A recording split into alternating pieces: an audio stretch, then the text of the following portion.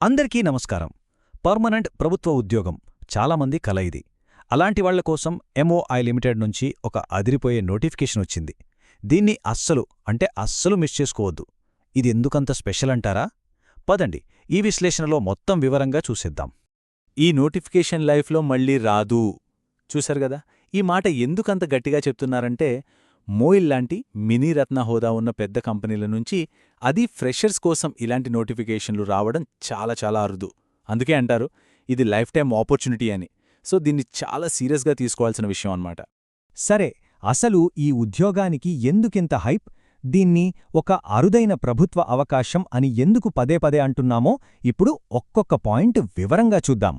First of all, ఈ MOIL limited ఏంటి? ఇది మన భారత ప్రభుత్వ ఉక్కు మంత్రిత్వ శాఖ కింద పనిచేసే ఒక Miniratna central public sector enterprise. అంటే సింపుల్గా చెప్పాలంటే ఇది పక్కా సెంట్రల్ గవర్నమెంట్ జాబ్ అనమాట. ఇక జాబ్ సెక్యూరిటీ గురించి అసలు ఆలోచించాల్సిన పనేలేదు, లైఫ్ సెటిల్ అయినట్టు.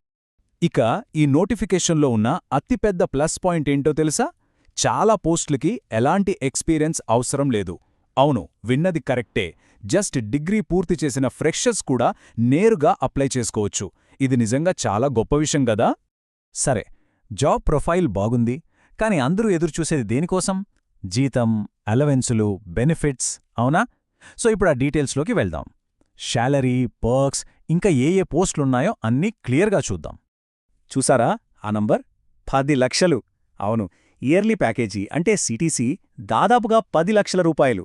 అది కూడా ఒక ఫ్రెషర్కి, అది సెంట్రల్ గవర్నమెంట్ జాబ్లో స్టార్టింగ్లోనే ఇంత మంచి ప్యాకేజ్ అంటే మామూలు విషయం కాదు. ఇది కేవలం జీతం మాత్రమే కాదు, ఇదొక కంప్లీట్ ఫైనాన్షియల్ సెక్యూరిటీ ప్యాకేజ్ అనుకోవచ్చు. ఫ్యామిలీకి పెన్షన్, ఉండటానికి క్వార్టర్స్ లేదా హెచ్ఆర్ఏ, ఫ్యామిలీ మొత్తానికి ఫ్రీ మెడికల్ ట్రీట్మెంట్, రిటైర్మెంట్ తర్వాత పీఎఫ్, గ్రాట్యుటీ, ఇన్సూరెన్స్, ఇలా ఒకటేమిటి అన్నీ ఉన్నాయి. ఫ్యూచర్ గురించి టెన్షనే ఉండదన్నమాట. సరే, వేకెన్సీస్ విషయానికొస్తే మొత్తం 67 పోస్టులున్నాయి.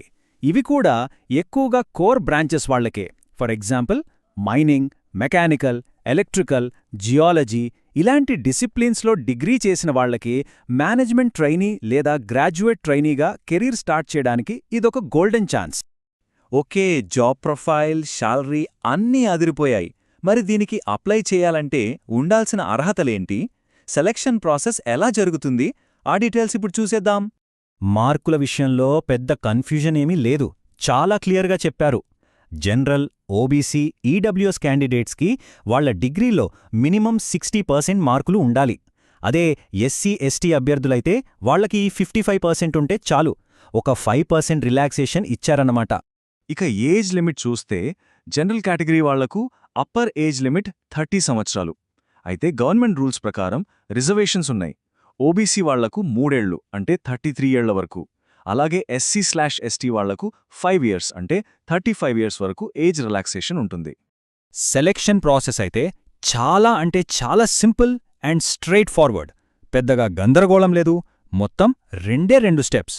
ఫస్ట్, ఒక కంప్యూటర్ బేస్డ్ ఆన్లైన్ టెస్ట్ ఉంటుంది. సెకండ్, ఆ టెస్ట్లో క్వాలిఫై అయిన వాళ్లకి పర్సనల్ ఇంటర్వ్యూ. అంతే, సింపుల్. అయితే ఇక్కడ మనం చాలా జాగ్రత్తగా గమనించాల్సిన పాయింట్ ఒకటుంది. అదే వెయిటేజ్. మొత్తం 100 మార్కులకి గాను 85 మార్కులు ఆన్లైన్ టెస్ట్కే ఉన్నాయి. అంటే దాదాపు 85% వెయిటేజ్ రాత పరీక్షకే.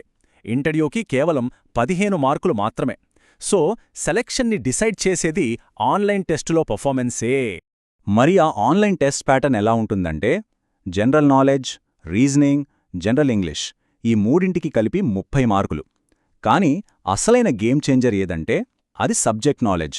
దానికి ఏకంగా 55 మార్కులు కేటాయించారు. సో ఫోకస్ అంతా కోర్ సబ్జెక్ట్ మీద పెట్టాలి, అక్కడ స్కోర్ చేయాలి. సరే, ఇవన్నీ విన్నాక అప్లై చేయాలని ఫిక్స్ అయ్యారు కదా.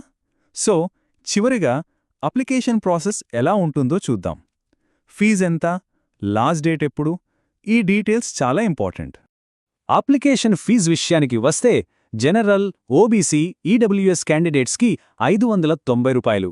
కానీ ఎస్సీ, ఎస్టీ, పీడబ్ల్యూడీ ఇంకా ఎక్స్ సర్వీస్మెన్ కేటగిరీల వాళ్లకి ఎలాంటి ఫీజు లేదు, కంప్లీట్గా ఫ్రీ అన్నమాట. ఇక అన్నింటికంటే most important detail, last date.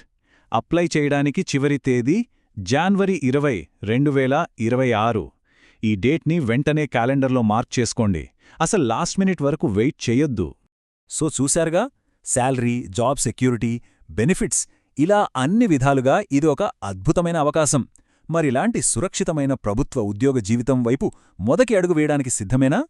Correct ప్లానింగ్తో prepare అయితే ఈ జాబ్ సాధించడం అస్సలు కష్టం కాదు. అందరికీ ఆల్ ది బెస్ట్.